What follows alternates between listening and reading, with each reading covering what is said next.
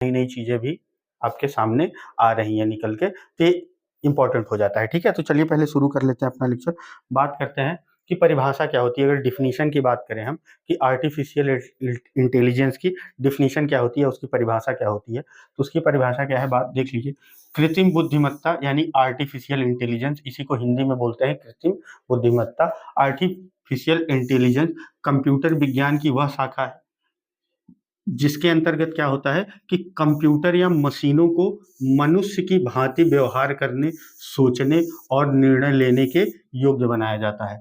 ठीक है, कंप्यूटर या मशीनों को क्या किया जाता है कि उनको इतना योग्य बना दिया जाए कि वो जैसे हम एज अ ह्यूमन बीइंग कोई डिसीजन लेते हैं अपने डे टू डे लाइफ में, तो वो भी वो डिसीजन अपने आप ले सके बिना हमारे किसी निर्देश के दिए हुए। ठीक है, फिर इसके उद्देश्य की बात कर लेते हैं कि आर्टिफिशियल इंटेलिजेंस का उद्देश्य क्या है, तो बुद्धिमान मशीनें बनाना, इंटेलिजेंट मशीनें बनाना, ताकि क्या हो सके कि स्थिति के अनुसार वो प्रतिक्रिया दे सके। ठीक है, बुद्धिमान मशीनें बनाना, बुद्धिमान मशीनों को बनाना, ताकि वो कोई जरूरत पड़ने पर उसके हिसाब से क्या कर सके, रिएक्ट कर सके।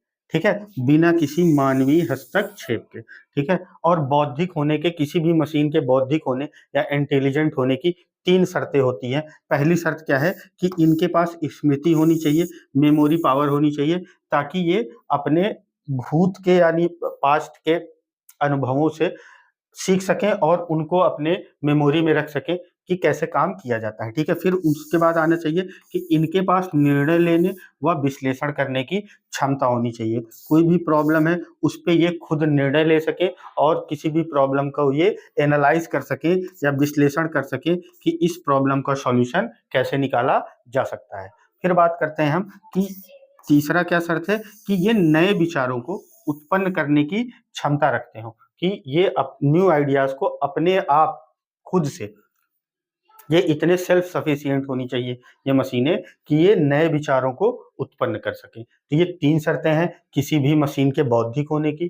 ठीक है, परिभाषा के बारे में हमने बात की और इसका उद्देश्य क्या है, तो इंटेलिजेंट मशीन्स का क्रिएशन है या निर्माण है। ठीक है, फिर बात करते हैं हम एआई का विकास क्रम। ठीक है, आर्टिफिशियल इंटेलिजेंस के डेवलपमेंट की बात करेंगे हम, किस क्रम में इनका विकास हुआ है और इसके हिस्ट्री की बात कर लेते हैं। तो पहले बात करते हैं सन 1935 की। 1935 में क्या होता है कि एलन ट्यूरिंग नाम के एक वैज्ञानिक हैं, एलन ट्यूरिंग नाम के एक वैज्ञानिक थे। इन्होंने क्या काम किया था, इन्होंने एक एब्स्ट्रैक्ट कंप्यूटरिंग मशीन का विचार दिया था। सबसे पहले इन्होंने क्या किया, एक एब्स्ट्रैक्ट कंप्यूटरिंग मशीन का विचार दिया। फिर 1950 में एलन ट्यूरिंग ने क्या करा, बनाया, एक ट्यूरिंग टेस्ट बनाया। ठीक है, इसका मूल नाम क्या था, इसको अभी हम ट्यूरिंग टेस्ट के नाम से जानते हैं क्योंकि इनके नाम पे रख दिया गया ये। इन्होंने इनका नाम क्या दिया था, तो इन्होंने इसको बोला था ये इमिटेशन टेस्ट है। ठीक है, इमिटेशन टेस्ट की खोज की थी किन्होंने, तो एलन ट्यूरिंग ने। फिर 1951 का साल आता है, उसमें क्या होता है कि एआई का पहला सफल प्रोग्राम क्रिस्टोफर स्टेची द्वारा लिखा गया। ठीक है, चेकर्स ड्राफ्ट जिसे बोलते हैं। ठीक है, 1951 में एक सफल प्रोग्राम लिखा गया, किसका, तो आर्टिफिशियल इंटेलिजेंस का। फिर 1956 की बात कर लें हम, तो वैज्ञानिक थे, इनका नाम था जॉन मैकार्थी। इनका नाम क्या था, तो जॉन मैकार्थी था। इन्होंने क्या किया था, सर्वप्रथम आर्टिफिशियल इंटेलिजेंस शब्द को गढ़ा था। ठीक है, शब्द को किसने गढ़ा था सर्वप्रथम, 1956 में जॉन मैकार्थी थे। इन्होंने सबसे पहले शब्द दिया था आर्टिफिशियल इंटेलिजेंस का, जिसको आज हम लोग यूज करते हैं डे टू डे लाइफ में अपने। आर्टिफिशियल इंटेलिजेंस शब्द किसने दिया था, तो जॉन मैकार्थी ने दिया था। कब दिया था, तो सन 1956 में दिया था। उन्हें कृत्रिम बुद्धिमत्ता का जनक भी कहा जाता है। ठीक है, एआई का फादर किसको बोलते हैं या जनक किसको बोलते हैं, एआई का फादर बोलते हैं किसको, तो जॉन मैकार्थी को। किसको बोलते हैं, तो जॉन मैकार्थी को एआई का जनक भी कहा जाता है, आर्टिफिशियल इंटेलिजेंस का जनक भी कहा जाता है, फादर ऑफ एआई। ठीक है, फिर आगे बात करते हैं, विकास के क्रम में हम आगे बढ़ते हैं। फिर आता है आपका साल 1960। 1960 में क्या होता है कि जॉन मैकार्थी ने एआई की पहली प्रोग्रामिंग भाषा लिस्प, ठीक है, लिस्प प्रोसेसर इसको बोलते हैं, इसको विकसित की थी। ठीक है, पहली प्रोग्रामिंग भाषा एआई की, फर्स्ट प्रोग्रामिंग लैंग्वेज लिस्प, जिसका नाम क्या था, LISP, इसको क्या बोलते थे, लिस्ट प्रोसेसर बोलते थे। इसको विकसित किया था इन्होंने 1960 में। फिर आता है साल हमारा 1973। फ्रांस में एलन कोलमेरोर, ठीक है, कोलमेरोर द्वारा क्या होता है, प्रोलॉग, ठीक है, प्रोलॉग या इसी को बोलते हैं प्रोग्रामिंग इन लॉजिक भाषा विकसित की गई। कब, साल 1973 में। फिर आ जाता है आपका साल 1990। इसमें क्या होता है, डॉक्टर सिंथिया ब्रेजल ने एक भावनात्मक रोबोट बनाया था जिसके पास क्या थी, जिसके पास इमोशंस थे, जिसे क्या बोला गया, जिसे किस्मेट के नाम से जाना गया। किसके नाम से जाना गया, तो किस्मेट के नाम से जाना गया। किस साल में, तो 1980 में, ठीक है। फिर आ जाता है आपका, और इसके लिए इन्होंने गिनीज बुक में शामिल किया गया था, इसके लिए इन्होंने गिनीज बुक में भी शामिल किया गया था।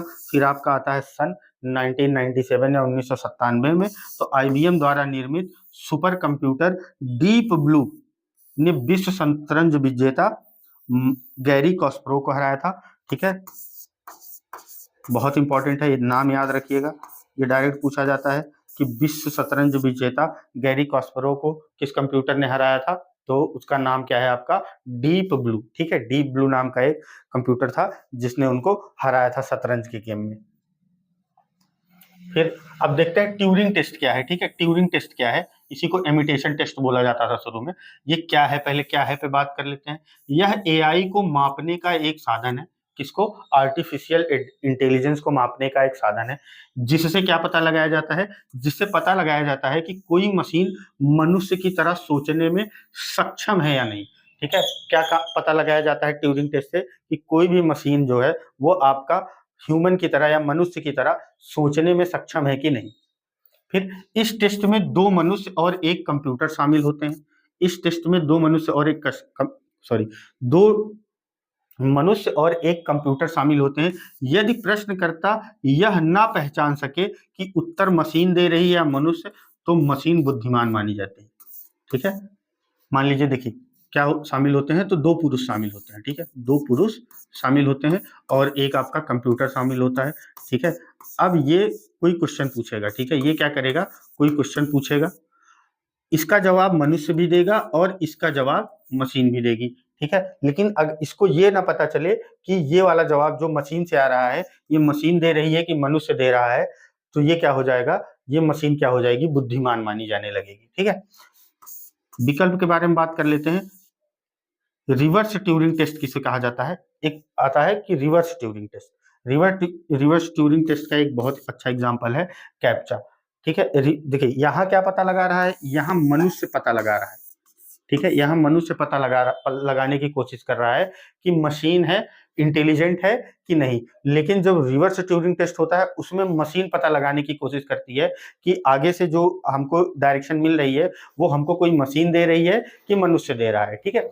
देखिए कैप्चा में उल्टे सीधे लेटर लिखे रहते हैं, आर एस को इस तरीके से बना दिया ना, 1 को इस तरीके से लिख दिया, यल को किसी भी तरीके से लिख दिया, तो मनुष्य उसको अपने दिमाग से पहचान के बताता है कि हाँ ये है, तो मशीन को लगता है कि यहाँ कोई मशीन नहीं है, ये मनुष्य है। इसको क्या बोलते हैं, रिवर्स ट्यूरिंग टेस्ट बोलते हैं। इसका एग्जाम्पल बहुत अच्छा एग्जाम्पल है कैप्चा कोड जो आता है, आप अगर फॉर्म वगैरह भरते हो या कभी पेमेंट वगैरह करनी होती है किसी भी चीज की, तो हाँ एक कैप्चा कोड आता है भरने के लिए, तो ये रिवर्स ट्यूरिंग टेस्ट है आपका, ठीक है।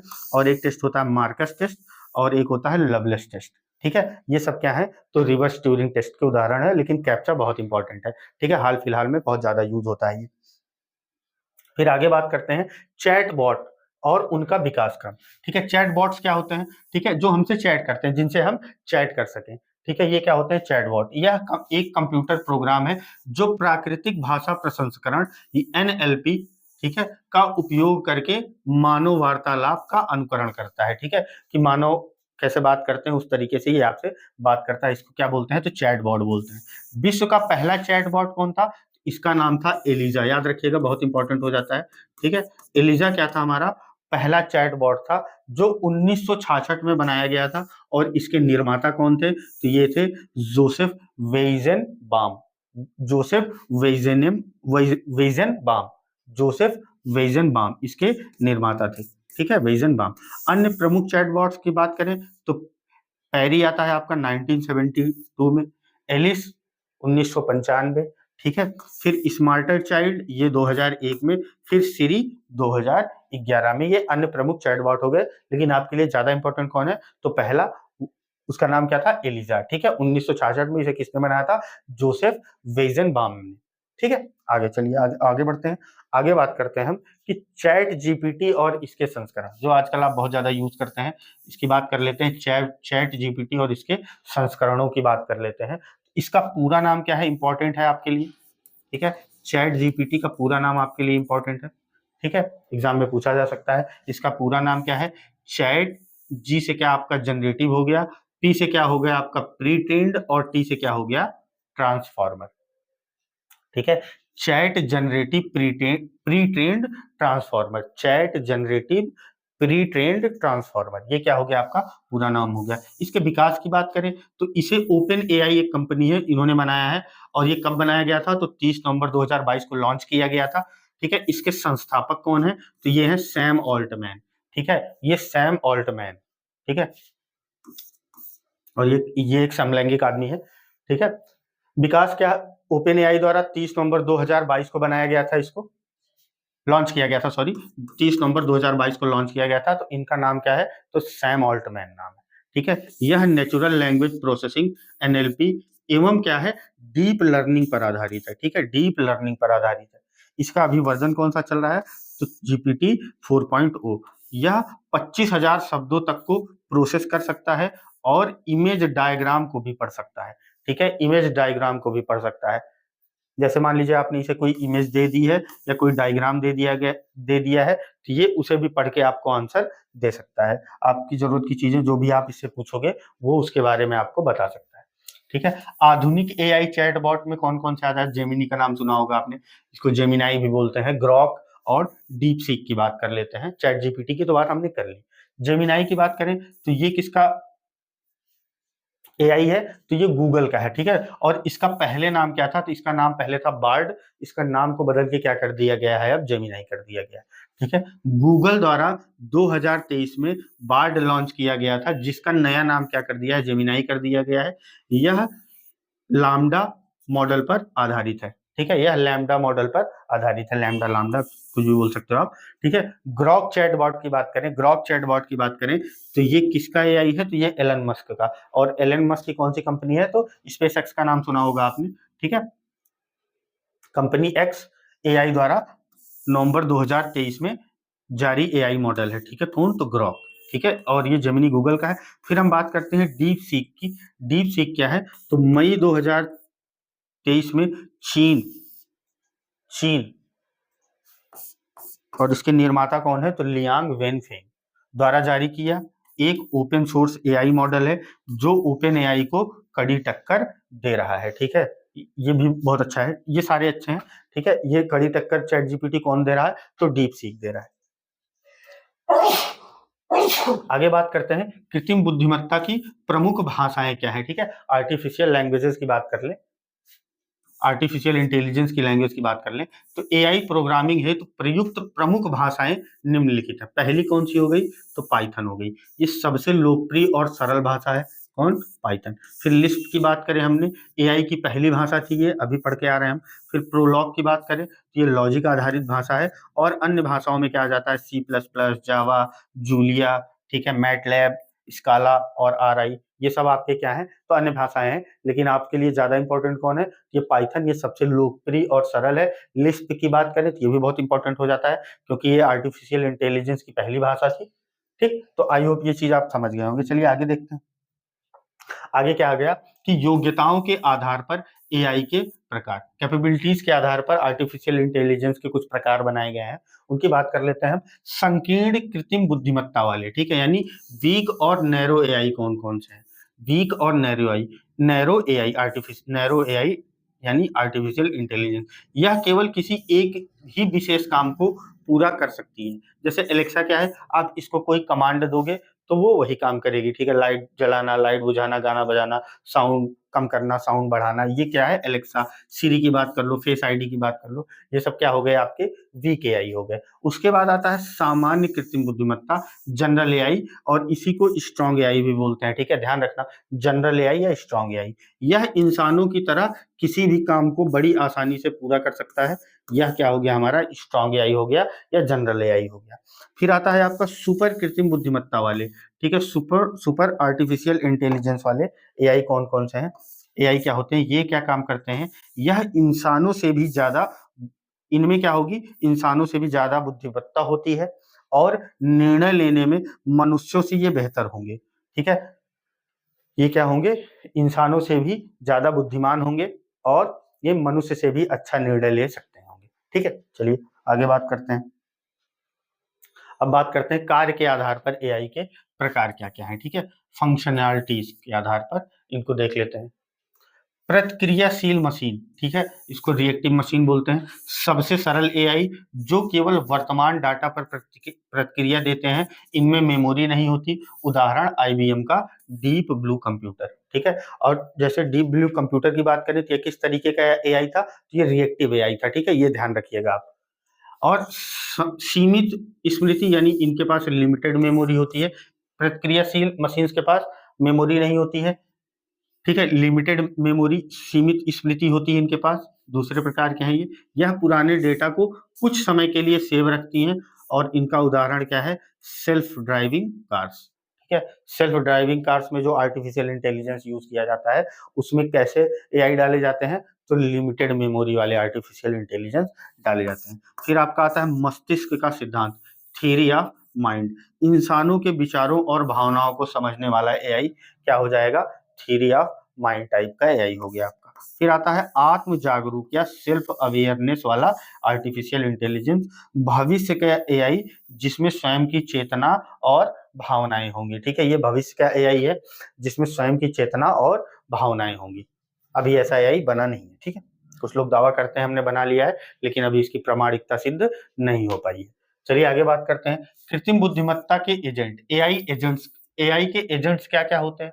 ठीक है, एआई एजेंट की बात कर लें, यह एक ऐसी इकाई है जो सेंसर्स की मदद से वातावरण को समझती है और एक्चुएटर्स के माध्यम से कार्य करती है। ठीक है, एआई एजेंट क्या है ये, कि यह ऐसी यूनिट है आर्टिफिशियल इंटेलिजेंस की जो क्या काम करती है, इसमें सेंसर्स लगे होते हैं, ये उन सेंसर्स के माध्यम से अपने आसपास के वातावरण की चीजों को समझती है, फिर इनमें लगे हुए एक्चुएटर्स के माध्यम से उस पर रिएक्शन देती है या कार्य करती है। फिर एजेंट्स के प्रकार क्या क्या होते हैं, पहला होता है सिंपल रिफ्लेक्स एजेंट। ठीक है, सिंपल रिफ्लेक्स एजेंट, ठीक है, ये क्या काम करते हैं, वर्तमान स्थिति पर काम करते हैं। फिर आपका आता है मॉडल बेस्ड रिफ्लेक्स एजेंट्स, ये क्या काम करते हैं, तो इतिहास पर निर्भर होते हैं, पास्ट की चीजों से सीख लेते हैं। फिर आपका आता है गोल बेस्ड एजेंट, यानी ये क्या काम करते हैं, किसी लक्ष्य के लिए काम करने वाले। उसके बाद आता है आपका यूटिलिटी बेस्ड एजेंट्स, सर्वश्रेष्ठ विकल्प का चुनाव करते हैं ये। ठीक है, कि कौन सा काम सबसे ज्यादा बेटर है इनसे, उस पर ये रिएक्ट करते हैं। फिर आपका आता है लर्निंग एजेंट्स, ये क्या काम करते हैं, अनुभवों से सीखते हैं। किससे सीखते हैं, अपने अनुभवों से सीखते हैं। आगे बात करें एआई के उपक्षेत्र। ठीक है, सबसेट्स ऑफ एआई। एआई एक व्यापक क्षेत्र है जिसमें कई उपक्षेत्र शामिल हैं। पहला क्या है आपका, तो मशीन लर्निंग। ठीक है, पहला क्या होता है, तो मशीन लर्निंग, बस आप नाम याद रख लीजिए।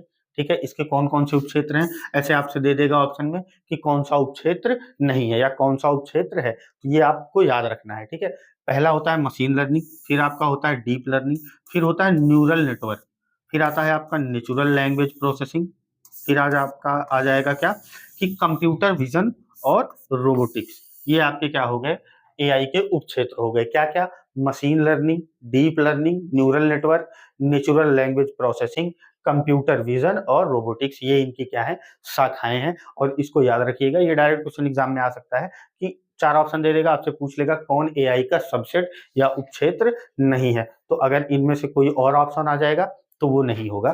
ठीक है, बाकी ये सब सारे हैं, machine learning, deep learning, neural network, natural language processing, computer vision और रोबोटिक्स। आगे बढ़ते हैं, मशीन लर्निंग की बात कर लें।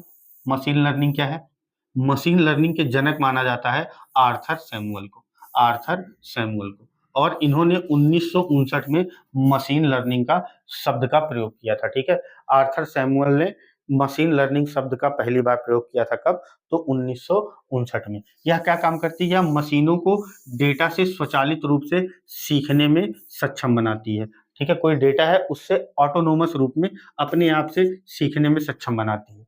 फिर इनको नोबेल पुरस्कार 2024 के बारे में बात कर लें, तो मशीन लर्निंग खोजों के लिए, किसको किसको नोबेल पुरस्कार मिला है 2024 में, नाम याद रखिएगा, जॉन हॉपफील्ड और जेफरी हिंटन। जॉन हॉपफील्ड और जेफरी हिंटन को क्या मिला है, इनको फिजिक्स का नोबेल मिला है।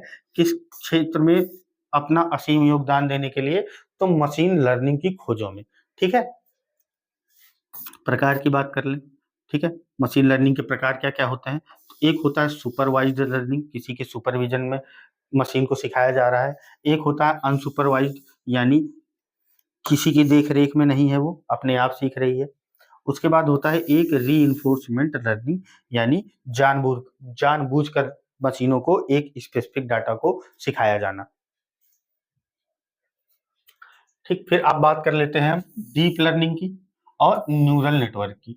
डीप लर्निंग की और न्यूरल नेटवर्क की बात कर लेते हैं। डीप लर्निंग क्या हो गया आपका, डीप लर्निंग हो गया आपका मशीन लर्निंग का उत्पन्न उन्नत रूप है। ये हमने बात की थी मशीन लर्निंग की, उसके बाद हमने बात की थी डीप लर्निंग की। तो डीप लर्निंग आपका क्या हो गया, ये मशीन लर्निंग का उन्नत रूप होता है।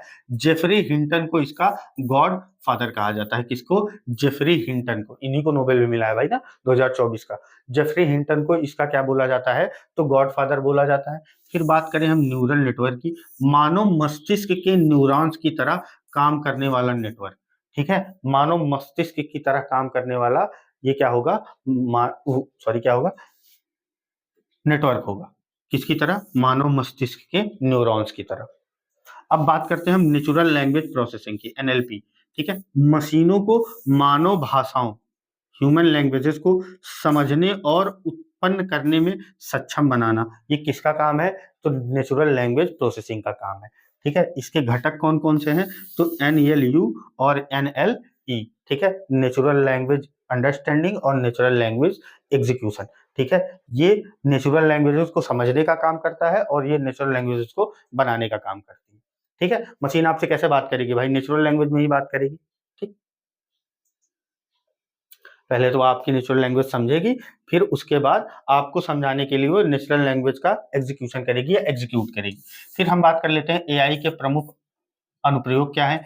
एआई रोबोट्स और स्मार्ट असिस्टेंट्स में इनका यूज किया जाता है।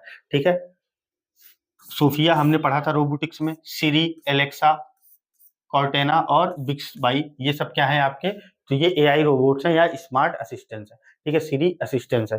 ठीक है, सोफिया क्या है, तो स्मार्ट रोबोट है आपका, एआई रोबोट है।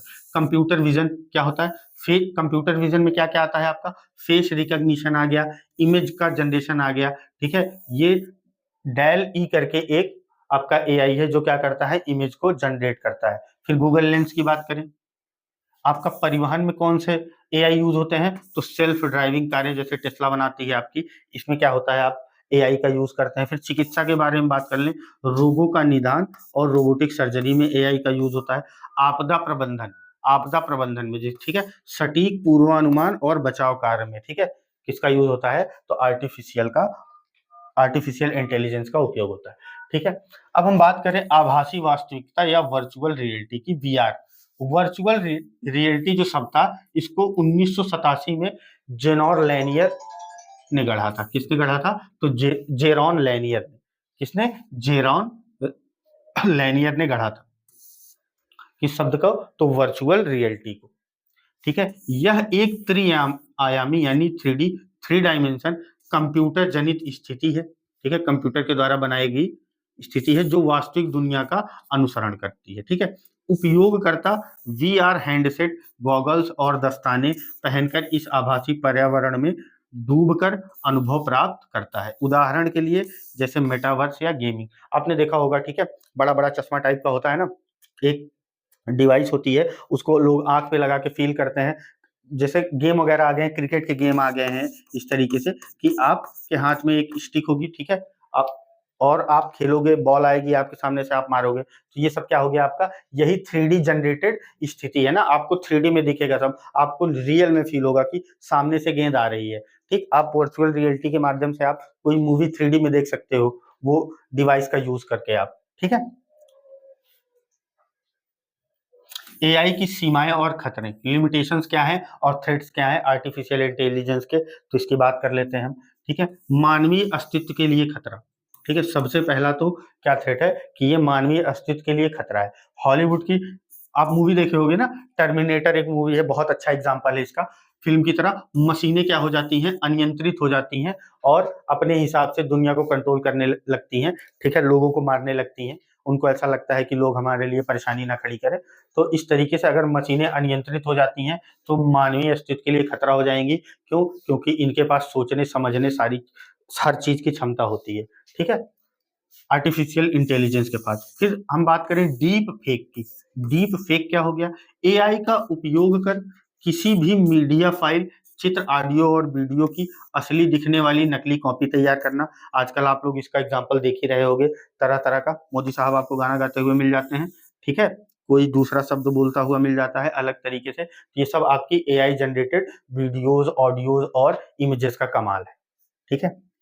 और जिनको बहुत ज्यादा जानकारी नहीं है वो इसको रियल भी समझेंगे कि हाँ ये रियल में हुआ है। रोजगार का विस्थापन, ठीक है, तो रोजगार का विस्थापन आ सकता है, बेरोजगारी आ सकती है, निजता का उल्लंघन कर सकता है अगर उसके पास सोचने समझने की क्षमता है और ये बहुत स्ट्रांग होते हैं आर्टिफिशियल इंटेलिजेंस, ठीक है, ये किसी भी कोड को क्रैक कर सकते हैं, तो ये आपकी निजी जानकारी को भी चुरा सकते हैं और हैकिंग का खतरा भी इससे बढ़ जाता है।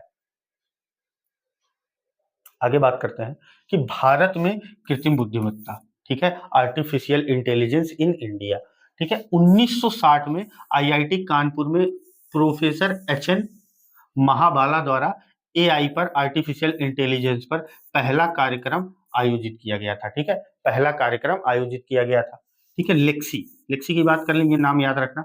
ये भारत का पहला एआई आधारित चैटबॉट है और ये कब बना था? तो 2023 में बना था, ठीक है।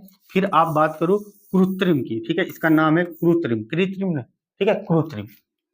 ओला के फाउंडर भावेश अग्रवाल द्वारा भारत का पहला एआई स्टार्टअप, या ये पहला एआई स्टार्टअप या यूनिकॉर्न है, ठीक है। ये क्या है, इसका नाम क्या है? तो कृत्रिम है। इसके फाउंडर कौन है? तो इसको बनाया है ओला के फाउंडर भावेश अग्रवाल के, भावेश अग्रवाल ने, ठीक है। फिर स्कूल शिक्षा की बात करें, 2022 में स्कूली शिक्षा में एआई को पढ़ाने वाला देश का पहला राज्य कौन बना है? तो मध्य प्रदेश बना है। ये आपके लिए मोस्ट इंपॉर्टेंट हो जाएगा। क्या हो जाएगा? मोस्ट इंपॉर्टेंट हो जाएगा, ठीक है, कि 2022 में स्कूली शिक्षा में आर्टिफिशियल इंटेलिजेंस को पढ़ाने वाला देश का पहला राज्य कौन बना था? तो मध्य प्रदेश बना था, इसको याद रखिएगा। आगे बात करते हैं एआई पर वैश्विक और अंतरराष्ट्रीय पहलें क्या क्या है, ठीक है, वैश्विक और राष्ट्रीय पहलें क्या क्या है, ठीक है। पहली है जीपीएआई यानी global partnership on artificial intelligence, ठीक है। इसकी स्थापना कब हुई थी? तो 2020 में इसकी स्थापना हुई थी। भारत इसका संस्थापक सदस्य भी है, ठीक है। AI India mission, AI India mission की बात कर लें तो मार्च 2024 में, ठीक है, 10,371.92 करोड़ बजट के साथ भारत सरकार द्वारा एआई मिशन को मंजूरी दी गई है, ठीक है। एआई इंडिया मिशन मार्च 2024 में कितना, ये बजट आपसे पूछ सकता है ना, ये डाटा आपसे डायरेक्ट पूछ सकता है, इसीलिए लिख दिया है। 10,371.92 करोड़ के बजट के साथ एआई मिशन को मंजूरी मिली है और कब मिली है? तो मार्च 2024 में मिली है। बात करते हैं एरावत की, एरावत की, इसका नाम सुना होगा आपने न्यूज में। भारत सरकार का एआई विशिष्ट क्लाउड कंप्यूटिंग इंफ्रास्ट्रक्चर है। कौन? तो एरावत, ठीक है।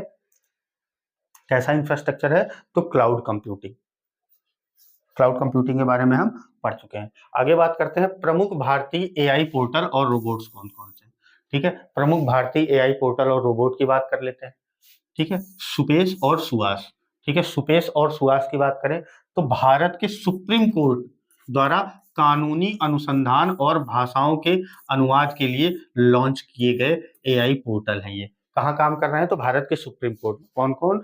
तो सुपेश और सुहास। फिर हम बात करें लक्ष्मी की, तो ये भारत का पहला बैंकिंग रोबोट है और ये सिटी यूनियन बैंक 2016 में इसको लॉन्च किया गया था। किसके? कहा? तो सिटी यूनियन बैंक में। इसको हमने रोबोटिक्स में भी पढ़ा है, ठीक है। फिर हम बात करते हैं अक्षिदा की। अक्षिदा क्या है? आस्क दिशा, ठीक है, अक्षिदा नहीं, आस्क दिशा आईआरसीटीसी द्वारा संचालित चैटबॉट है ये, ठीक है। इसका नाम क्या है? आस्क दिशा, दिशा नाम का है, ठीक है। इससे आप पूछ सकते हैं, इसीलिए इसका नाम क्या रख दिया गया है? आस्क दिशा। ठीक है। फिर इंद्रजाल की बात करें, इसको भी हम पिछले चैप्टर में पढ़ के आए हैं। भारत का पहला एआई संचालित एंटी ड्रोन सिस्टम है ये, कौन? तो आपका इंद्रजाल। आगे बढ़ते हैं, आगे देखते हैं हम, ठीक है। तो थ्योरेटिकल पार्ट आपका इतना ही था। इसके आगे हम अब अपने एमसीक्यूज की तरफ आगे बढ़ते हैं, ठीक है। इस चैप्टर में जो भी पढ़ाया आपने उस पे आधारित एमसीक्यूज हैं, और आपके एग्जाम में जो क्वेश्चंस आ सकते हैं उन पे भी हम बात करेंगे, ठीक है। सारे क्वेश्चंस ऐसे हैं कि जो बहुत इंपॉर्टेंट है और आपके एग्जाम के मद्देनजर आ सकते हैं, ठीक है, आपके एग्जाम में भी। चलिए बात करते हैं, पहला क्वेश्चन हमारा क्या है? पहला क्वेश्चन है हमारा कि कृत्रिम बुद्धिमत्ता आर्टिफिशियल इंटेलिजेंस का जनक या फादर ऑफ एआई किसे बोला जाता है? तो फादर ऑफ एआई हमने बात की थी, किसको बोला जाता है? तो जॉन मैकार्थी को बोला जाता है, ठीक है। किसको बोला जाता है? जॉन मैकार्थी को। फिर हम बात करें, ट्यूरिंग टेस्ट की खोज किस वर्ष की गई थी? जिसका मूल नाम इमिटेशन गेम था, जिसका मूल नाम इमिटेशन गेम था, इसकी खोज की गई थी 1950 में। आगे बढ़ते हैं, विश्व का पहला चैटबॉट कौन था? तो हमने बात किया था एलिजा हमारा क्या था? तो विश्व का पहला चैटबॉट था एलिजा। अगला क्वेश्चन क्या है कि 1997 में शतरंज के विश्व विजेता गैरी कास्परोव को हराने वाले कंप्यूटर का नाम क्या था? उत्कृष्ट कंप्यूटर का क्या नाम था? तो डीप ब्लू। और ये कैसा कंप्यूटर था? तो रिएक्टिव था, ठीक है, रिएक्शन बेस्ड था ये। निम्नलिखित में से कौन सी भाषा आमतौर पर एआई कृत्रिम बुद्धिमत्ता के लिए प्रयोग नहीं की जाती है? ठीक है, तो पाइथन तो यूज की जाती है, लिस्प भी यूज की जाती है, प्रोलॉग भी यूज किया जाता है, पर्ल नहीं यूज किया जा सकता है एआई कृत्रिम बुद्धिमत्ता में, ठीक है। आगे बात करते हैं, अगला क्वेश्चन क्या है हमारा कि नवंबर 2016 में किस बैंक द्वारा भारत का पहला बैंकिंग रोबोट लक्ष्मी लॉन्च किया गया था? तो सिटी यूनियन बैंक के द्वारा। आगे बढ़ते हैं, अगला क्वेश्चन देखते हैं कि मशीन लर्निंग शब्द का पहली बार प्रयोग किसने किया था? तो पहली बार प्रयोग किसने किया था मशीन लर्निंग का? तो आर्थर सैमुअल ने किया था। चैट जीपीटी का विकास किसके द्वारा किया गया है? तो ओपन एआई के द्वारा किया गया है चैट जीपीटी का विकास, ठीक है। सब हम पढ़ के आए। चैट जीपीटी में जीपीटी का फुल फॉर्म क्या है? तो इसका जीपीटी का फुल फॉर्म क्या था आपका? Generative pre trained transformer, generative pre trained transformer, इसका क्या हो गया? सही आंसर हो गया। आगे बढ़ते हैं, अगला क्वेश्चन देखते हैं, हाल ही में चर्चा में रहने वाला नियोन क्या है? हाल ही में चर्चा में रहने वाला नियोन क्या है? तो ये क्या है आपका? एक एआई ह्यूमन है, ठीक है। आगे बात करते हैं, सिरी किस कंपनी का एआई आधारित वर्चुअल वॉइस असिस्टेंट है? तो ये किसका है? तो एप्पल का है, ठीक है। सिरी किसका है? तो एप्पल का है। बिक्सबी की बात करें, बिक्सबी किस कंपनी का वर्चुअल वॉइस असिस्टेंट है? तो ये सैमसंग का है, ठीक है। आगे बात करते हैं, भारत का पहला एआई आधारित चैटबॉट लेक्सी किस फिनटेक फर्म द्वारा लॉन्च किया गया था? तो वेलोसिटी के द्वारा लॉन्च किया गया था, ठीक है। स्कूल शिक्षा में एआई को पढ़ाने वाला प्रथम राज्य अभी बात करके आ रहे हैं मध्य प्रदेश, ठीक है। नीति आयोग किसकी अध्यक्षता में एआई कार्यक्रम की रूपरेखा बनाने के लिए एक समिति का गठन किया था? तो ये किसकी अध्यक्षता में? तो राजीव कुमार की अध्यक्षता में, ठीक है, याद रखिएगा इसको। फिर बात करें प्रोजेक्ट ब्रेन वेव से संबंधित सही विकल्प चुनिए। यह माइक्रोसॉफ्ट द्वारा लॉन्च डीप लर्निंग प्लेटफॉर्म है, यह गूगल की एक पहल है, या इसरो की एक पहल है? तो ये कोई नहीं है, यह क्या है? माइक्रोसॉफ्ट द्वारा लॉन्च की गई डीप लर्निंग का एक प्रमुख। फिर हम बात करें, आस्क दिशा चैटबॉट किसके द्वारा संचालित है? तो अभी देख के आ रहे हैं हम, आईआरसीटीसी द्वारा संचालित है। फिर हम बात करें, निम्नलिखित में से कौन सा एक कृत्रिम बुद्धिमत्ता का उपक्षेत्र है? कौन कौन सा है? मशीन लर्निंग, हाँ ये भी है, न्यूरल नेटवर्क ये भी है, प्राकृतिक भाषा संस्करण ये भी है, ठीक है। तो उपरोक्त सभी हमारा आंसर हो गया, ठीक है। हमने बात की थी ना इस वाले क्वेश्चन पे कि ऐसा क्वेश्चन पूछा जा सकता है आपसे। एनएलयू और एनएलजी किसके दो महत्वपूर्ण घटक है? तो ये आपके नेचुरल लैंग्वेज प्रोसेसिंग की एनएलपी के दो प्रमुख घटक हो जाते हैं, ठीक है आपके। चले बढ़िया, इसकी बात हम करके आए अभी पढ़ के। Centre for artificial intelligence and robotics CAIR कहाँ स्थित है आपका? तो बेंगलुरु में स्थित है। किस वर्ष भारत GPAI आर्टिफिशियल इंटेलिजेंस का संस्थापक सदस्य बना था, तो वर्ष 2020 में बना था। मशीन लर्निंग में उनके काम के लिए 2024 में भौतिकी में नोबेल, अभी हमने बात की थी कौन कौन, तो आपके थे जॉन हॉपफील्ड और जेफरी हिंटन, इनको क्या मिला था, भौतिकी में नोबेल मिला है मशीन लर्निंग के पे खोज करने के लिए, शोध करने के लिए। आगे बात करते हैं एआई का पूर्ण रूप क्या होता है, तो आर्टिफिशियल इंटेलिजेंस, फिली नहीं, एडवांस नहीं, ऑटोमेटेड नहीं, आर्टिफिशियल इंटेलिजेंस। आगे बात करते हैं कि निम्नलिखित में से कौन सा एक आभासी सहायक वर्चुअल असिस्टेंस का उदाहरण है, तो वर्चुअल असिस्टेंस कौन देता है आपका, इसका सही आंसर क्या हो जाएगा, इसका सही आंसर हो जाएगा आपका कोर्टेसा। ठीक है, आगे बात करते हैं कि वह त्रिआयामी या 3D कंप्यूटर जनित स्थिति जो वास्तविक दुनिया का अनुसरण करती है और उपयोगकर्ता को वस्तुओं के साथ बातचीत करते हुए इसमें डूबकर पर्यावरण का पता लगाते हैं ना, अभी बात किए थे ना हम वर्चुअल उसकी, ठीक है, कि ये क्या है आपका वर्चुअल रियलिटी। ठीक है, क्या आंसर हो गया इसका, वर्चुअल रियलिटी। जेमिनी किसका है एआई असिस्टेंस है, तो ये गूगल का है।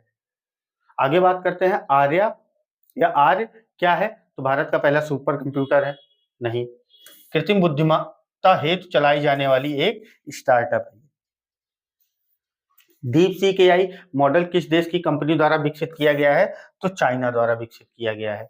एआई के संदर्भ में सुदृढ़कृत शिक्षण किस पर आधारित है, तो ये आधारित है फीडबैक पर, दंड और पुरस्कार पर। ठीक है, किस पर आधारित है, तो फीडबैक पर, दंड और पुरस्कार। निम्नलिखित में से कौन सा एआई का रूप क्षमता के आधार पर नहीं है, नैरो क्षमता के आधार पर है, बिल्कुल है। ठीक है, सामान्य ये भी है, ठीक है, सुपर एआई ये भी है, ये आइसोलेशन एआई नहीं है। ठीक है, ये हमारा क्या हो गया, सही आंसर हो गया, क्षमता के आधार पर हमने बात की थी अपने चैप्टर में।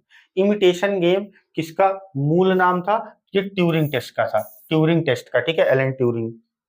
आगे बात करते हैं सुपेश और सुहास एआई पोर्टल का संबंध भारत में किस संस्था से है, तो अभी हम बात करके आ रहे हैं सुप्रीम कोर्ट से है।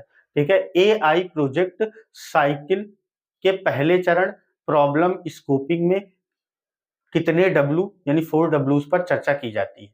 ठीक है, कौन कौन से हैं वो, ठीक है, तो 4 डब्ल्यूज की बात करते हैं। अब इसी जो 4 डब्ल्यू की बात है, इसी का आपसे पूछ रहा है कि हर डब्ल्यू का मतलब क्या होता है, तो पहले डब्ल्यू का मतलब हो जाता है हु, ठीक है, और दूसरे डब्ल्यू का मतलब हो जाता है व्हाट, ठीक है, और तीसरे डब्ल्यू का मतलब हो जाता है वेयर, और चौथे डब्ल्यू का क्या मतलब हो जाता है व्हाई।